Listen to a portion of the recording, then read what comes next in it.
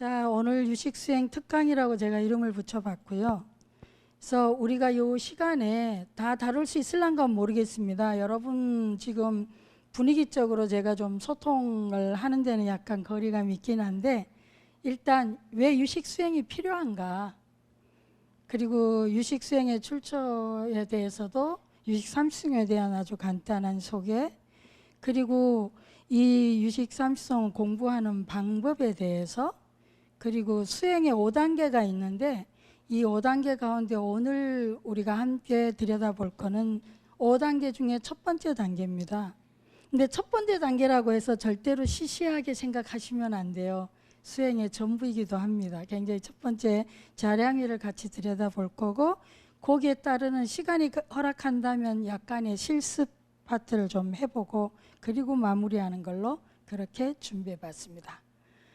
자, 그럼 첫 번째, 왜 유식수행이 필요한가?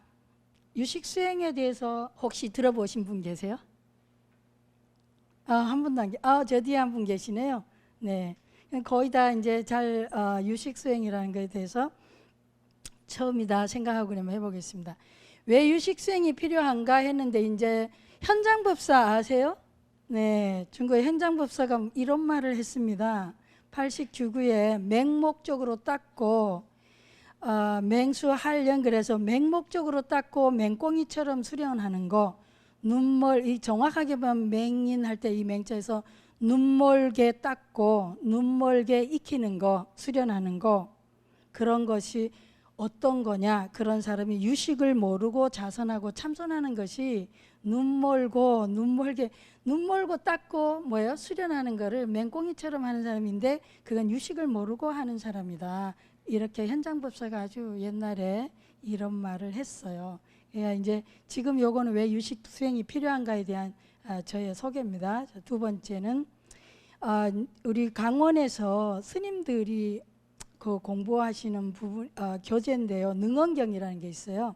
주로 사교 3학년 때 공부합니다. 그 능언경에 보면 미륵보살이 유식수행을 했다는 게 나와요. 능언경에 미륵보살이 유식간을 닦아 위 없이 미묘하고, 다 같이 보입니까? 읽어보셔요. 큰 소리로. 미륵보살이 유식간을 닦아 위 없이 미묘하고 원만한 유식삼매를 얻어서 보살도를 성취하고 서가모니 부처님 다음에 오실 부처라는 수기를 받으셨다. 그러니까 뭔지 모르지만 유식수행이 좀 중요하구나, 필요하겠다, 이런 생각을 일으키셨으면 좋겠어요. 감산대사는 명야태 스님인데 이런 말을 했습니다. 부처님의 설법, 49년 동안에 부처님이 설법하신 내용은 3개 유식 만법 유식이라고 오직 이 8차를 설명한 거에 불과하다 그랬어요. 그래서 3개, 6개, 3개, 무색개, 만법이 모든 일체 현상 법이다. 우리가 인식하는 모든 인식 대상이라고 보면 좋겠어요. 다 그것은 유식이다. 오직 식일 뿐이다. 이런 설명을 했는데, 부처님은 유식에 대한 오직 만법이다 유식이란 그런 설명한 것에 불과하다, 이런 이야기를 했습니다. 이런 말씀을 한 걸로 봐서 역시 유식이 뭔지는 모르지만 좀 수행을 하겠다고 하는 사람이라면 뭔가 유식수행이 좀 필요하겠구나, 이런 생각을 우리가 이렇게 볼 수 있겠어요. 세친보살은 그 유식 30성을 쓰고 쓴 천부논사라고 일찍이 알려진 아주 불교의 대단한 분이시죠. 이분은 뭐라 했냐면은 불성이란 주관과 객관의 공성이 드러난 진여다. 그런데 불성에 대한 설명을 했는데, 우리가 무슨 수행을 하든 특히 우리 조계종이나 대승불교에서 다 뭐요? 말 마지막에 성불하십시오 하잖아요. 그래서 성불을 이루는 데 있어서 그 성불이라고 한 게, 불성이란 게 주객의 공성을 드러낸 거다 했는데, 바로 이 내용이 여기에 대한 전체적인 가르침이 유식 30성에 잘 나와 있어요. 그리고 금강경에서도 궁극적으로 이 말을 하죠. 자, 그래서 이런 점으로 볼 때 유식 수행이 필요하다, 이제 그렇게 하고, 자, 그럼 이 유식 수행이라는 게 대체 어디, 그 출처가 어떻게 되냐, 그 부분을 한번 보겠습니다. 유식 수행의 출처는 유식 30성에서 비롯됐다. 그 유식 30성이란 게 뭐냐? 유식 30성이란 것은 30개의 개성을 요약한 불교의 핵심 가르침이고, 또 여기에 그 핵심 가르침을 어떻게 수행할 건지에 대한 설명도 나와 있습니다. 좀 더 구체적으로 보면, 그럼 이 유식이 세친보살이 유식 30성을 썼는데, 그런데 이 전체적으로 유식이라는 것에 대해서 보면 우리가 유식의 3인방을 들 수가 있는데, 당연히 이 부처님의 가르침을 미륵보살이 육아사지론을 통해서 부처님의 가르침을 이렇게 핵심적으로 설명을 해뒀고요. 2대 가서 무착보살입니다. 이는 이제 그 굉장히 현재 티베트 불교나 이쪽으로 가면은 유식 중에서도 무착 스님의 가르침을 많이 그 인용하고 기반을 많이 하고 있어요. 근데 이제 그 세 번째 무착보살의 동생이 세친입니다. 이 천친보살이 4, 50대 때 나왔는데, 이분이 천부농사라 소승론을 500부를 쓰고요. 대승론 500부를 저수를 했다 하니 거의 상상이 안 가죠. 그러니까 소승하니까 좀 이상한데, 기본 기초불교, 원시불교, 초기불교가 제일 정확한 표현이에요. 초기불교와 대승불교를 거의 다 통합하고 완전히 아우르고 있다는 게 이분의 저수를 보면 짐작이 가겠죠. 대표적으로 대승론 같은 경우는 하음, 법화, 미타, 십지론, 근강, 반야론, 불성론 등 해서 이 500부를 저술을 했으니, 이분이 가히 불교에 대한 어떤 그 전체적인 그 이해라고 하는 게 우리가 짐작이 안 갈 정도로 대단한 분이구나. 근데 이런 분이 맨 마지막에 30개의 개성으로 부처님의 핵심 가르침을 요약했다. 그래서 그런 걸 보면 그게 뭔지 모르지만 좀 괜찮아 보이는 거 중요하겠다, 이런 생각을 우리가 짐작해 볼 수 있겠습니다. 자, 이 미륵보살, 무착보살, 세친보살이 그러면 뭐 어떻게 했어요? 완성을 했겠구나, 마지막이에요. 그리고 이 이상의 훌륭한, 이 이상의 저서는 현재 아직 나오지 않고 있습니다. 자, 그러면 이걸 공부를 하기 전에 우리가 어떤 공부를 하든지 간에 불교 공부를 한다면, 적어도 수행을 한다면 기본적으로 우리가 불교 수행을 하는 궁극적인 목적이 뭔가에 대한 우리는 어떤 유형에 하든요, 그거 가르침에 대한 거는 기본적으로 좀 마음속에 염두에 두고 공부를 하는 것이 효과적일 거라 생각합니다. 그래서 불교의 핵심 가치, 가르침, 부처님의 핵심 가치, 가르침이 뭐냐, 이건 꼭 유식이 아니라 뭔 공부를 하든지 이 부분은 좀 파악을 하고 보면 좋겠죠. 익숙하죠? 이고등락. 그러니까 우리가 어떻게 하면 지금 내가 겪는 고통으로부터 좀 더 편안해질 수 있냐 하는 거예요. 뭐 즐거움을 구한다, 행복을 구한다, 이게 포인트를 거기에 두는 게 아니라 그냥 지금 내가 살아가다 보면 현실적으로 이런저런 생존 경쟁이나 여러 가지 이유로 우리는 즐거울 때도 있지만 굉장히 괴로울 때도 있어요.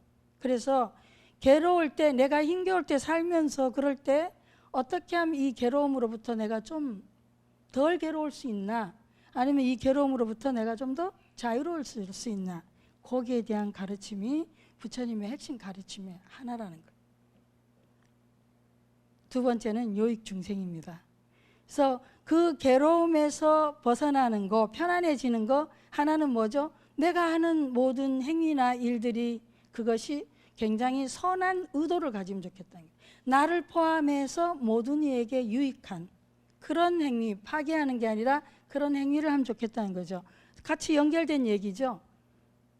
삶에 있어서 우리가 가급적 어떻게 하면 좀 더 편안할 수 있냐 하는 부분, 괴로움에서 기존의 괴로움, 우리가 피할 수 없는 생로병사나 이런 괴로움이 많이 있지만 그 외에도 팔고도 있고요, 108번뇌도 있고, 그런데 살아가면서 너나 할 것 없이 괴로움은 피할 수 없는 일이긴 하지만, 그러나 뭐요? 피할 수 있는 고통도 많다는 거죠. 우리가 만들어내서 안 경험하지 않아도 되는, 안 겪어도 되는 고통도 우리는 많이 한다.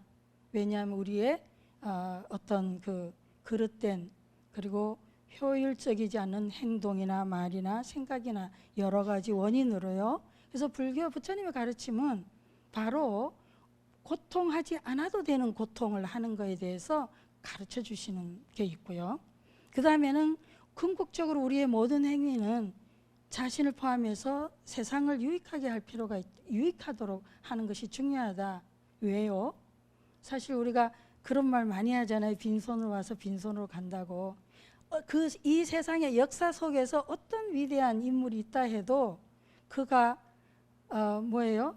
누린 거에 비하면, 빈손으로 와서 누린 거에 비하면 주고 가는 건 선물은 그렇게 많지 않죠. 우리가 아무리 인생이 사는 것이 억울하다 아니면 괴롭다 해도 내가 태어나서 지금까지 누리고 쓴 거, 그런 거 비교하고 그것하고 내가 뭔가 이 세상에 베푼 거하고 비교해 보면 좀 비교가 좀 잘 안 될 것 같아요. 얼마 전에 부처님 오신 날이 있었는데 우리가 그 왜 2563년 동안에 이 세계의 많은 사람들이 부처님의 그 생신을 탄신일을 축하하고 기념하나, 그리고 나의 존재 또 누구의 탄신은 왜 그렇게 차라리 어떤 사람은 오지 않았으면 더 나을 걸 세상을 위해서, 그런 파괴적인 삶도 있고 굉장히 뭐예요? 크고 작게 베푸는 거 또는 크고 작게 파괴하는 거 이렇게 막 뒤섞여 있는데 우리가 어느 정도는 그런 점에 대해서 한번만 생각해 본다면 내가 뭐 무리하게 애써서 희생할 필요는 없지만 그냥 내가 할 수 있는 선에서 뭔가 주변 사람을 위해서 세상을 위해서 조금이나마 유익한 어떤 걸 할 수 있으면 좋겠다.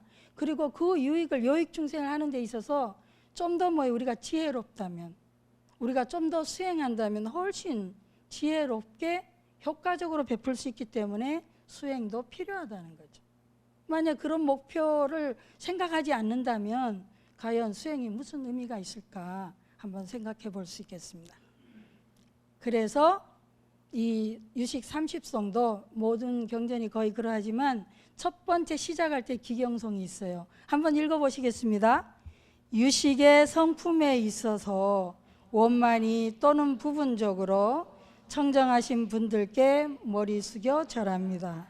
저는 이제 그분의 말씀을 해석해서 모든 중생들을 이롭고 안락해 하겠습니다.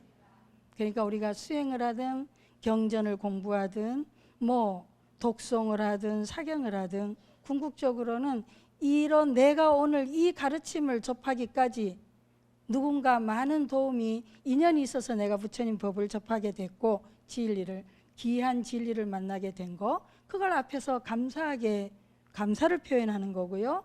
그리고 내가 또 이 공부를 하는 것은, 이런 수행을 하는 것은 나를 포함해서 모든 인연들을 유익하게 하고 안락해 하는데 쓰겠다, 이런 뭐요? 선한 의도, 이것이 진정한 보리심이 되겠습니다. 그래서 이런 거를 반드시 우리가 뭔가를 할 때 이런 조금 더 명료하고 본질적인 포인트가 있는 그런 내가 하는 행위의 그런 목표점에 대해서 이해한다면 우리가 훨씬 더 공부가 효과적으로 되겠다. 또 중간에 뭔가 흐트러지거나 좀 어지러워졌을 때, 길을 잃었을 때도 우리는 쉽게 이게 등대가 될 수 있겠죠. 그래서 찾아갈 수 있겠다. 유식 30송의 이번엔 공부 방법입니다. 그러면 이런 유식 30송, 제가 이걸 한 건 아닌데 앞에 했는 걸 이렇게 모아서 이게 좀 복잡한 게 나오네. 자, 유식 30송 초점입니다. 그러면 유식 30송에선 어떤 포커스를 뒀냐 하면은 앞에서 말씀드렸죠.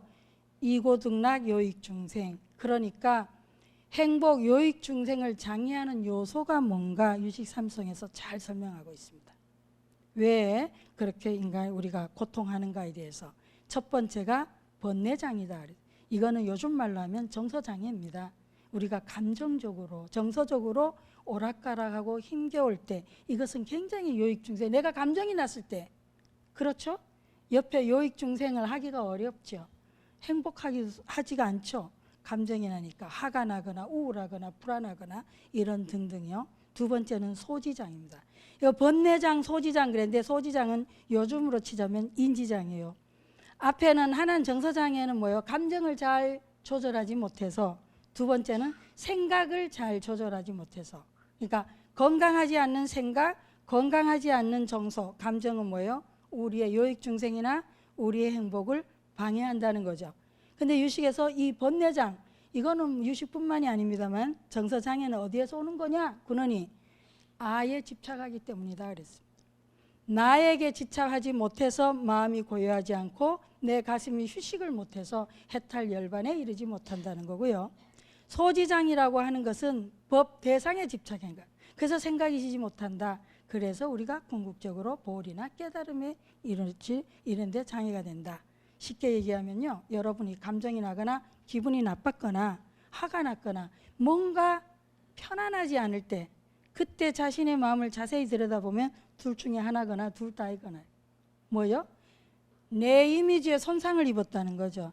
내가 생각하는 나의 이미지나 나에 대한 어떤 모독, 무시, 뭔가 잘 인정받지 못했다든지 대우받지 못했다든지 존중 못 받았다, 어떤 이유로든 내 셀프 이미지에 손상이 입었다. 또 다른 하나는 뭐냐면은 내가 나에게 대한 개념이든가 아니면 이 나라고 하는 나가 인식하는 아는 그 대상들 있죠. 인식 대상, 객관, 그런 대상이 뭔가 대상에 집착했다. 그러니까 내가 예를 들어서 뭐 보석에 집착하고 있다, 아니면 어떤 지위, 아니면 뭐 명품, 아니면 뭐든지 좋아요, 명예. 그런데 내가 집착을 하고 있으면 그것이 그것과 관련해서 뭔가 내 기대와 어긋날 때는 또 마음이 불편하고 괴롭다는 거죠. 크게 보면은 그래서 이걸 뭐 아공, 법공이라고 해요. 이게 깨달아가면 아공, 집착 반대는 공이죠. 아공, 나에게 뭐예요? 내가 나로 자유로운 거다. 법공, 인식 대상에 대해서 그런 거예요. 그래서 이거에 대한 얘기는 또 금강경에서도 잘 설명하고 있습니다. 그래서 제가 이제 이 나의 강의는 이렇게 했는데, 그래서 우리가 전체적으로 왜 유식이 어려운 나를 부분을 제가 고민하면서 찾아낸 거는요, 그래서 공부를 할 때 그 유식 삼성에 대해 공부를 하는데 일반적으로 제가 하고 있는 현재 모든 불교 심리학 관련 경전 관련 강의는 여기에 포커스를 둡니다.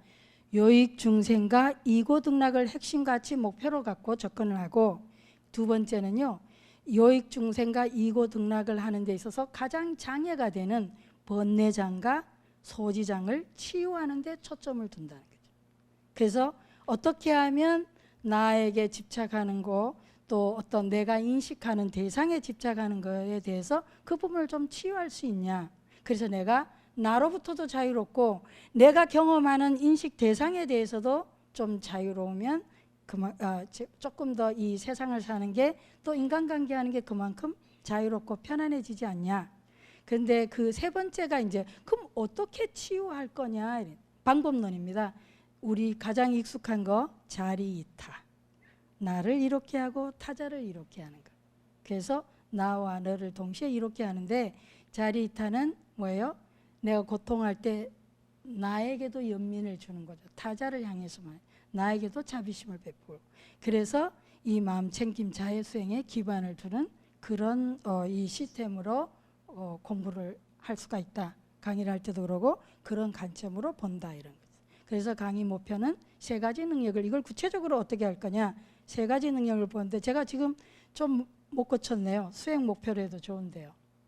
세 가지 능력을 배하는데, 그래서 마음, 내 내적 세계에 대한 이해, 나에 대한 이해가 돼야 되고요. 그 다음 내가 만나는 인연들에 대한 이해가 돼야 되고, 그 다음에 이 마음의 내적, 외적, 나와 너를 포함하고 있는 우리의 주변 환경, 뭐 요즘은 이제 환경 문제가 정말 크다 보니까 우리의 환경, 주변이 정신적 환경이든 물리적 환경이든 아니면 뭐 정치적 환경이든 사회적 환경이든 문화적 환경이든 우리가 속하고 있는 이 환경에 의해서 우린 절대적으로 영향을 받고 있기 때문에 이 환경에 대해서도 우리는 어떻게 움직여야 하는지 알 필요가 있다는 거예요. 그래서 나, 너, 우리를 둘러싸고 있는 환경에 대한 이해와 깨달음, 이런 걸 확장해야 되겠다. 우리의 인식을 어떻게 그렇게 해야 되냐, 내 내면에 대한 자각과 통찰, 내 행위나 내 의식이나 내 느낌에 대한 자각과 통찰도 해야 되고요, 관계에 대한 자각과 통찰, 내가 나하고 인연하고 있는 대상이 될 때는요, 내 그 관계 인연에 대한 민감성, 상대가 어떻게 느끼는지를 알아야 내가 상대를 위해서도 뭐예요? 도움이 되는 요익 중생을 할 수가 있겠죠. 관계에 대한 자각과 통찰이 필요하고, 자연, 환경, 생태적 관계에 대한 자각과 통찰 필요하다. 눈 크기를 다르게 했습니다. 나를 볼 땐 내면으로 조용히 눈을 감고 보지만, 대상을 볼 때는 눈을 뜨고, 이렇게 대상에 대한 호기심과 진정 어린 관심을 가져야 되고, 우리 자연 환경 전체를 볼 때는 정말로 더 확장된 시야를 가질 필요가 있다. 상징적. 제가 이렇게 만든 건 사실 유식이 딱딱해서 유식 이제 본론으로 들어갑니다. 유식 수행 5단계. 사실 유식에 대해서 잠깐만 30송이요. 1송에서 요 설명이 있나? 안 돼 있네. 1송에서 25송까지는요. 우리가 중생의 심리가 어떻게 작동되는지, 어떤 구조로 어떤 작용을 하는지 그런 거에 대한 설명이 있고, 그 다음에 26송부터는 그러니까 우리가 지금 안다고 하는 거, 내가 생각할 때 내가 안다고 하는 거, 내가 경험하는 건 전부 뭐예요? 그냥 내가 그렇게 아는 거니까 내려놓고 진짜 알미 뭔지, 진짜 진리가 뭔지, 내가 이 세상을 바라보는 거, 내가 판단하는 거, 내가 이해하는 거, 그건 전부 내 식이라는 거예요. 그러니까 정말 그 내가 그냥 그렇게 알 뿐이지 우리 각각은 다 다르게 안다. 거기 25송까지 쭉 어떻게 그렇게 되는지에 대한 설명이 쭉 돼 있어요. 근데 뭐 그 많은 걸 여기서 다 드릴 수는 없으니까 제가 설명을 드릴 수는 없고, 그래서 그러면 26송부터는 그러니까 이제부터 내 착각에서 내가 세상이 그러하다, 상대가 그러하다, 내가 그러하다라고 내가 알고 있는 거, 그건 나의 착각이고 그거는 내만이 그렇게 생각하는 거지 남들은 다 다르게 생각한다는 거예요. 그러니까 내가 알고 있는 거, 내가 인식하는 거에 대한 집착을 내려놓고 진짜 팩트가 뭐냐 이거. 진짜가 뭐냐. 진정한 그거에 대해서 우리가 한번 알아보자. 이런 얘기예요. 그래서 그러면 알아보는 단계를 5단계로 하는데 그걸 유식 5위 수행이라고 유식 수행이라 합니다. 첫 단계가 자량이에요. 자량이란 뭐냐면은 수행에 필요한 복덕과 지혜를 쌓는 단계다. 뭐 앞으로 이거 너무 골 아프니까 우리는 평생에 이 첫 번째 다 하는 것도 온전하게 하는 것도 만만치 않고 이걸 제대로 하게 되면 나머지는 상당히 쉬워져요. 그러니까 시간 관계상도 그렇고 우리는 이제 1단계를 볼 겁니다. 자량이 수행이란 게 뭐냐? 이제 이건 설명드렸고요. 자신을 이롭게 하는 수행에 37조도법이 있어요. 자리입니다. 남을 이롭게 하는 수행에 사서법, 사무량심, 이거는 이타 수행이에요. 그리고 자리 이타를 동시에 하는 게 육바람일 수행이다. 먼저 일을 하기 전에 우리 한번 잠깐 생각해 볼까요? 부처님은 왜 이런 가르침을 주셨을까요? 부처님은 왜? 우리가 한번 잠깐 생각해 보면 분명히 부처님은 2563년 전에 한국 분은 아니셨죠? 인도에서.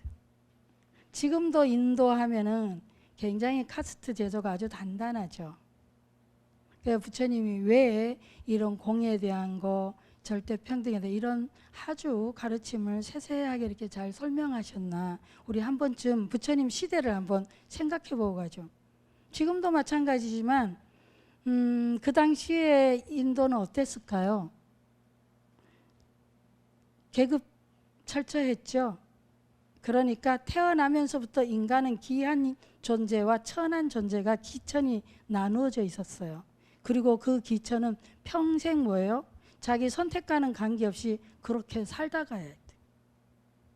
그러니까 엄청난 거죠. 똑같은 인간으로 태어나서 그 태어났을 때 자기 운명이 기한 것과 천한 것과 이런 게 구분이 돼 있었고, 소위 말해서 기하다고 그렇게 정해놓고 그런 걸 위치에 있는 사람은 얼마든지 그렇지 않는 사람을 마음대로 목숨까지 좌지우지할 수 있었던 거예요. 특히 여성 같은 경우는 뭐예요? 재산 목록에 들어갔죠. 그러니까 함부로 했던 거예요. 근데 그 함부로 우리가 항상 뭐예요? 차별을 할 때는 늘 뭐예요? 거기에 복잡한 그거를 정당화하게 해요. 차별이 자연스럽고 당연한 게 아니고 진리가 아니거든요. 진리는 많은 설명을 필요로 하지 않습니다. 그리고 난해하지 않고 뭐 이론의 여지가 별로 없어요. 그냥 뜩 하면 아 하고 그냥 아는 거지, 그걸 그렇게 복잡하게 무슨 뭐 철학으로 뭐 이념으로 뭐로 정의를 내리고 설명하고, 그거 전부 그 이면에 뭐가 있어요? 정당성. 누군가는 혜택을 누리고 누군가는 누리지 않고, 누군가는 이익이 되고 누군가 불리하고, 뭔가가 있는 거예요. 모든 종교를 한번 보셔요. 어떤 무엇이든. 그래서 그 당시에도 마찬가지죠. 굉장히 많은 복잡한 말들이 많이 이론을 갖고 있었던 거예요. 그러니까 왜 너는 천하고 왜 나는 기하고 왜 나는 뭐에 신의 계시를 받았고 그 당시에 유일신, 범신도 뭐 다 있었잖아요. 그 유일신이 최고야 우리 신이. 그럼 신 자체에 포커스가 있는 건 아니에요. 사실 알고 보면 뭐죠? 그 신의 대리자가 나다 이런 거죠. 불교의 어떤 스님이 됐든 뭐가 됐든 대리자는 없는 거예요. 부처님이 이런 바탕 위에서 하셨는데 이렇게 만들 리가 없죠. 그래도 뭐 여전히 우리 사회는 어쩔 수 없이 인간은 늘 시간이 흐르면서 좀 많이 좀 왜곡되기는 합니다만 어쨌든 부처님께서 보셨을 때 이건 옳지 않다는 거죠. 맞지 않다는 거예요. 보통 혁명이 아니에요. 그 당시에 그러실 수 있었다는 게. 그래서 사실은 중간학자 같은 경우는 이게 유식하고 중간이 항상 불교 철학이라고 하면 이게 사실 심리학이고 당시에 철학은 심리학이란 말이 없었죠. 근데 이게 계속 뭐예요? 불교 양대 철학 이렇게 오랫동안 이렇게 인식되어 왔었는데 중간 같은 경우는 뭐예요? 뭐지? 갑자기 잊어버렸다. 삿된 진리, 삿된 주장을 타파하고 올바른 그 가르침을 드러낸다. 그러니까 중간은 계속 아니다죠. 그렇다가 중간을 주장한 사람은 말로가 굉장히 비참했다 그래요. 맞아 죽거나 뭐 살해되거나.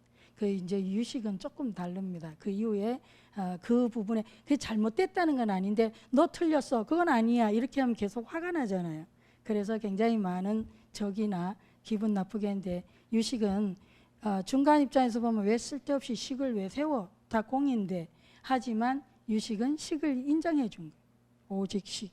그래서 나중에 되면 역시 공을 말을 하는데 방편적인 거예요. 그러니까 우리 어렸을 때 할머니가 꼬맹이가 방가 걸어다니다 그냥 틱 미끄러져 넘어지지 잉 하고 울면 어떻게 해요? 아유 그거 좀 정신 차리고 걷지. 너 아직 어리니까 그래. 좀 크면 바로 걸을 수 있어. 일어나. 이렇게 안 하죠. 그냥 아니 누가 내 새끼를 내 손주를 이게 얘가 그랬어 그러면서 방바닥을 뗐지 하면 어때요? 이렇게 위로를 받는 거예요.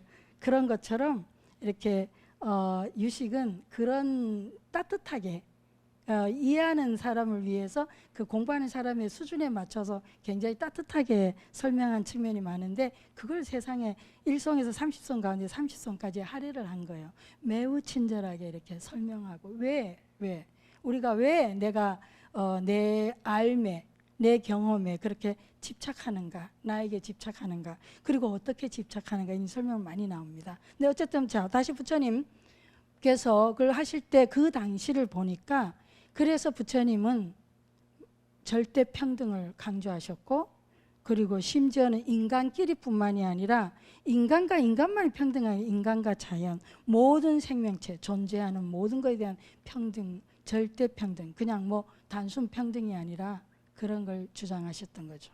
그래서 모두가 행복하게 모두가 뭐예요? 정당하게 살 권리가 있고 존중받을 당연히 존중받아야 된다. 불성에 대한 그 가르침도 기본 사상은 부처님의 심지어는 당신 자신의 권위까지 내려놓은 거죠. 그런 걸 생각해 보면 우리가 내가 깨닫기 위해서 수행한다? 왜? 부처님 원래 깨달음에 대해서 그 불성, 중생이나 부처나 다 똑같다. 지혜로운 수준이 다 똑같다. 다만 뭐예요? 무지의 차이는 좀 있지만 똑똑한 차이는 없다는 거예요. 근데 또 그 무지 자체도 우리 것이 아니니까 객진번뇌라는 표현을 쓰셨고요. 그래서 우리가 수행을 한다고 했을 때 내가 왜 수행을 하냐 하는 걸 생각을 해본다면 내가 수행을 해서 좀 더 뭐 똑똑해지거나 아니면 좀 더 나아진다 이런 것보다는 뭐예요? 수행을 하면 할수록 내 본연의 내 존재 그리고 내 역할 이 삶에서요. 그러면 우리가 얼마나 더 좀 더 친절하게 그리고 좀 더 뭐예요? 따뜻하게 인간관계를 하고 살아야 되는가 이런 거에 대한 아주 좋은 가르침이라고 생각합니다. 그래서 모든 종교나 어떤 단체든지 그런 특권의식이 많은 데 비해서 불교는 그런 걸 당신부터 다 내려놓았다. 왜 그랬냐? 뭐 이 세상에 창조한 게 아니라 뭐예요? 불교는 창조를 믿지 않죠. 인정하지 않죠. 왜? 근데 창조를 부정하냐 인정하냐 이런 관념적인 것 때문이 아니에요. 사실은 뭐냐니까 그 이면에 그 자체를 긍부정을 했다기보다 초점을 뒀다기보다도 그런 주장을 하는 사람들이 뭐예요? 차별을 했습니다. 우리는 내가 선택받은 존재고 나는 대리자고 세상에 그런 건 없다는 거죠. 깨달았든 안 깨달았든 같은 뭐예요? 행복하게 살 권리가 다 있다는 거. 그리고 다 고귀하다는 거죠. 그런 부분에 대한 가르침이 있었다. 그러면 내가 수행을 하면 할수록 내가 좀 더 특별해진다? 아니면 내가 특별히 귀하다? 그게 부처님의 원 가르침하고 어떻게 될까 생각해 볼 수 있는 부분입니다. 그래서 이 자량이 수행에 할 때는요, 수행 환경도 중요하기 때문에 정신적 물리적 환경에서 그래서 수행에 방해가 되는 아구를 멀리하고 수행을 이롭게 하는 선우, 불보살, 스승을 섬기는 이 파트가 조금 중요합니다. 아직까지 내가 완전하게 단단해진 단계가 아니니까요. 요즘에 혹시 명상이 참 많이 뜨고 있는데 명상 중에 사념처, 마인드풀리스, 사티 많이 들어보셨죠? 신수, 신법 이겁니다. 그래서 이것이 이제 첫 번째 단계로 잘 꿰어지면 자신을 이롭게 하는 수행.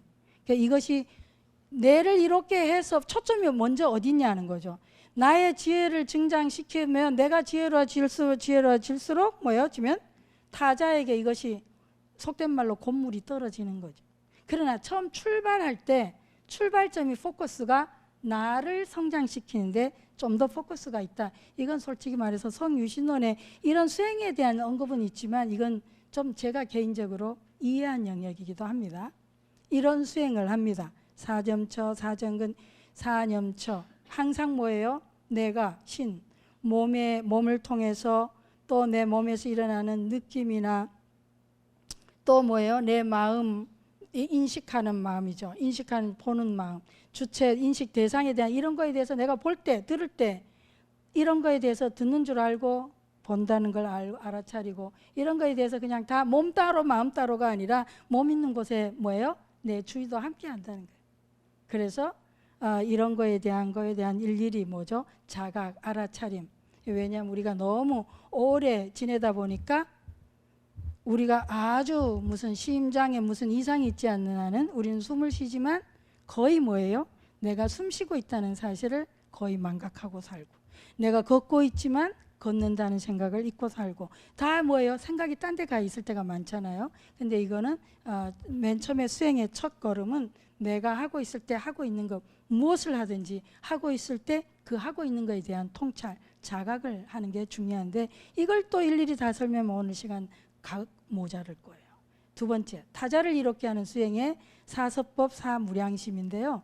사서법 보시면 보시, 너그럽게 베풀고 따뜻하게 말하고 또 뭐예요? 유익하게 기왕이면 내가 하는 일이 상대에게 파괴적인 게 아니라 뭐예요? 유익한 나를 위해서도 유익하고 상대를 위해서도 유익한 동사섭은 뭐예요? 니하고 나하고는 차원이 달라 이게 아니라 뭐예요? 상대의 입장에 상대의 조건에 맞게 내가 조금 더 너그럽게 그 수준에 맞춰서 이해하고 함께하는 그러니까 니하고 나하고 차원이 다르니까 뭐 소위 말하면 옛날에 집주인과 새 사는 사람과 차원이 다르니까 그럼 굉장한 단절감이 일어나 연결감이 없죠. 그래서 그런 거에 대해서 그런 게 아니라 내가 좀 더 한 마음을 낮춰서 좀 더 뭐예요? 소박하게 내가 조금 여유 있는 사람이 먼저 다가가는 친절한 그런 이런 걸 통해서 그냥 단지 하는 게 아니라 이건 또 잘 알아야 돼요. 이렇게 하는 이유가 요익중생 이고등락 나아가서 불법으로 진리를 공부하도록 그런 마음을 일으키게 하는 거예요. 진리의 길로 안내하는 방식. 사무량심입니다. 이거는 이제 앞에 37조도법의 사념처가 소위 말하는 명상의 마인드풀리스 이쪽에 이제 초점을 뒀다면 그 다음에 지혜 쪽하고 그 다음에 자비 쪽이 두 가지가 나눠질 수가 있는데요. 사무량심은 이제 자비 쪽입니다. 자애심, 친절, 모든 중생이 행복하기를 바라는 마음. 이 자애하고 연민은 소위 말하는 분노의 해독제인데요. 지금 모두가 이제 살다가 보면 정말 스트레스가 많죠. 그러다 보면 우리가 굉장히 내 싫은 것이 너무 많다 보니까 거기에 따른 화해 이런 걸 많이 담고 일어나는데 이 자애심이 항상 대상과 관계없이 모든 존재를 향해서 내가 약간의 따뜻함, 친절함을 보내줄 수 있는 거. 연민심은 특별히 고통하고 있는 대상을 향해서 내가 저 사람이 좀 자유로워졌으면, 편안해졌으면, 덜 괴로웠으면 하는 그런 마음을 갖는 것이 연민심입니다. 깊은 마음, 질투하지 않는 거요. 뭐 부러운 것은, 질투하는 건 중생의 마음이긴 합니다만 그런 마음을 내가 자각을 하고 알아차려서 좀 더 뭐예요? 기뻐할 수 있는. 평정심은 이제 그보다 이제 중도의 마음인데요. 이런 수행할 때 첫 번째는요, 나를 위해서 이렇게 하는 게, 내가 좀 더 편안하기를, 내가 친절하기를, 내가 좀 더, 그거 너무 좀, 내가 지금의 이 불편함보다 내가 좀 더 편안해지기를, 내가 좀 더 따뜻해지기를, 뭐 이런, 내가 좀 더 이런 마음을 내는 거고요. 이제 그 다음에 나가 하고 나면 그 다음에 또 내가 좋아하는 사람, 그 다음 내가 좋지도 싫지도 않는 사람에, 그냥 길 가는 엘리베이터에서 그냥 만난 사람도, 수행은 굉장히 일상 속에서 하는 게 굉장히 중요합니다. 엘리베이터를 타고 처음에 그냥 제가 잠깐 오피스텔에 있는 적이 있었는데, 한국 금방 나왔을 때요.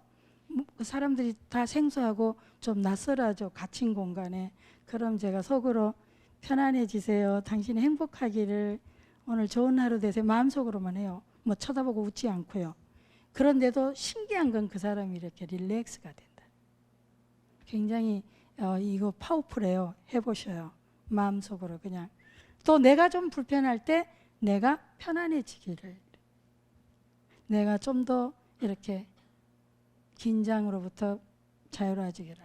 사실 제가 여기 싹 들어올 때요, 늦기도 했고 뭔가 내가 여기 오는 낯설은 곳에 오는데 전화를 정말 많이 하고 이 앞을 뺑뺑 돌았거든요. 그래서 조금 생각하기를 내가 좀 친절을 받지 못했다고 느꼈어요. 그래서 본의 아니게 저는 정말로 최선을 다했지만 어쨌든 결과적으로 늦었어요. 그럴 때 순간적으로 이렇게 되면 내 늦은 거가 사실은 첫 번째 마음은 미안한 건데, 그럼 미안해서 그럼 나를 너무 탓하기 싫으면 어떻게 되죠? 핑계를 대게 되죠. 뭔가 해서 나에게 좀 안내를 좀 잘 못해줬다든지, 아니면은 뭔가 안내판이나 뭐 약도 뭐 이런 복잡한 생각을 일으킬 수 있어요, 우린 일상에서. 그럴 때 이런 수행이나 공부를 하게 되면 멈춰요. 왜냐하면 그게 금방 자각이 되거든. 굳이 뭐예요? 첫 번째 시작은 단순하게 그냥 내가 시작 시간에 늦었다는데, 그거에 대해서 미안하니까 그 다음에 어떻게 돼요? 미안한데 미안해 하다가 다음 단계는 그럼 내가 나쁜 거잖아요.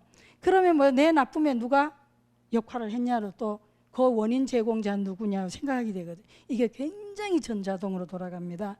우리가 살면서 이거는 어쩔 수 없어요. 생존 이런 사회를 살다가 보면.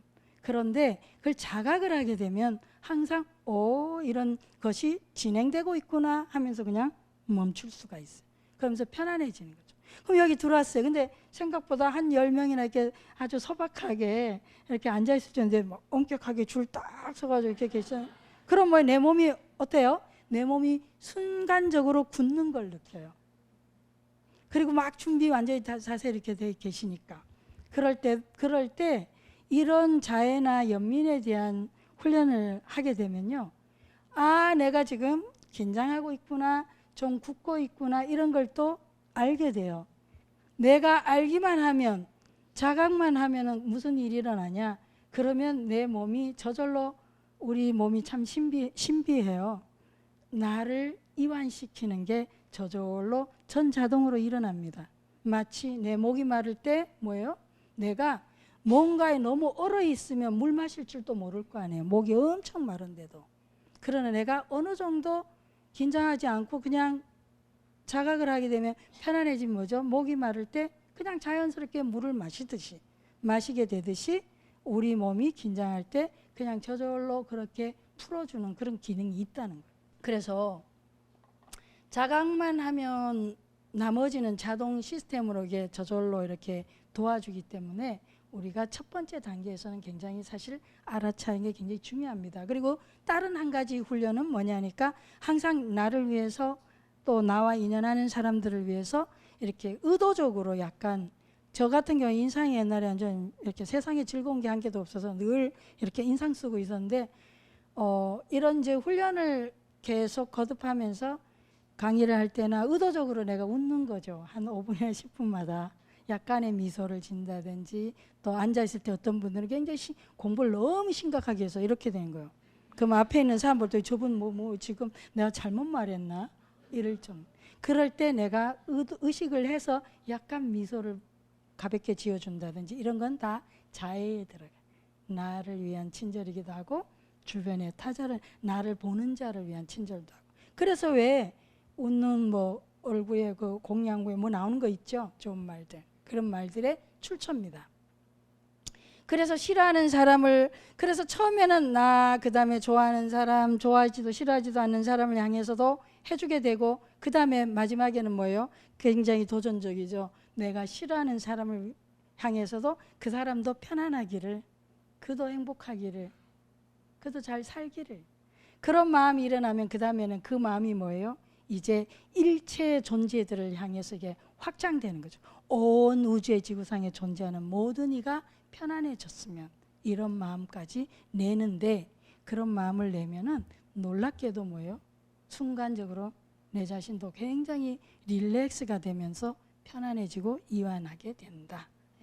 그래서 우리가 이런 모든 정신적인 또 뭐 신체적인 어떤 조건, 관계 다 건강하고 행복하기를 하는 게 이런 거를 하루에 한두 번씩 한두 번 좀 너무 작긴 하죠. 그래도 뭐예요? 내가 한 번도 안 하고 있다면 한 번씩 의도적으로 이런 훈련을 해야 한다는 거죠. 함으로써 내가 편안해져. 자, 자리 이타 육바람이 됩니다. 하나는 포커스가 37조도법 내가 지혜 훈련에 포커스를 두고 나중에 지혜 훈련이 잘 되면 될수록 자비로워지는 거고요. 그 다음에 이제 이타 같은 경우는 사섭비나 사무량심을 통해서 내가 점점 자비를 수련하는데 그 훈련이 뭐예요? 역으로 또 내가 편안해지고 내가 행복해진다. 근데 자리 이타는 동시에 하는 거예요. 육바람일 같은 경우. 이건 이제 제가 생각한 건데요. 번뇌 망상의 이 언덕에서 바람일이죠. 열반의 전도로 건너가는 수단으로 이걸 할 수가 있다. 어떻게? 자리타 수행. 자, 그러면 잠깐 쉬겠습니다. 네, 자.